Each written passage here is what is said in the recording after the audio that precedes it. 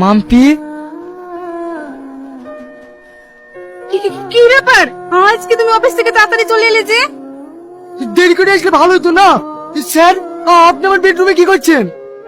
সেই কৈফিয়ত তোকে দিতে হবে নাকি? 4টের সময় অফিস ছুটি হয় আর তুই 1টার সময় চলে এসেছিস কেন তাই বল।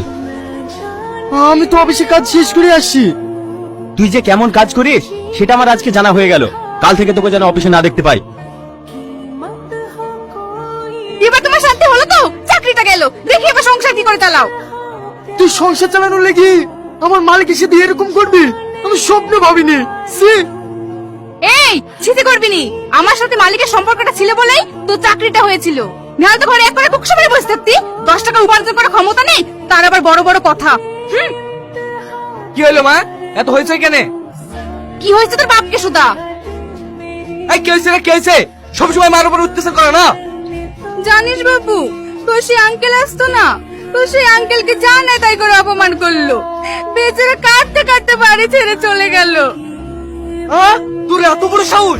10 টাকা দেওয়ার তো মুরুদ নাই, আবার আঙ্কেলকে অপমান করে বাড়ি থেকে বের করে দিও। তুই জানিস আঙ্কেলের সঙ্গে যখন 5,000 10,000 টাকা থাকতো তখন বের করে দিত। বাপ, তোদের কাছে টাকাটাই সবকিছু হয়ে গেল। মান সম্মানের কথাটি একবারও ভাবলিনি? হ্যাঁ, মান সম্মানের কথা ভাবতে হবে। কাল 15 সবাই পিকনিক করতে যাচ্ছে, 10,000 টাকা লাগবে। আমি যদি 10,000 টাকা না দিতে পারি তাহলে আমার বন্ধুদের কাছে মান সম্মান থাকবে না। দাও, আমাকে 10,000 টাকা দাও। আমি এখন অত টাকা কোথায় পাবো?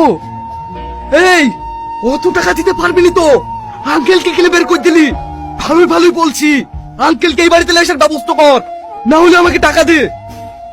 এই ছেলে যেটা বললো সেটা তাড়াতাড়ি করো।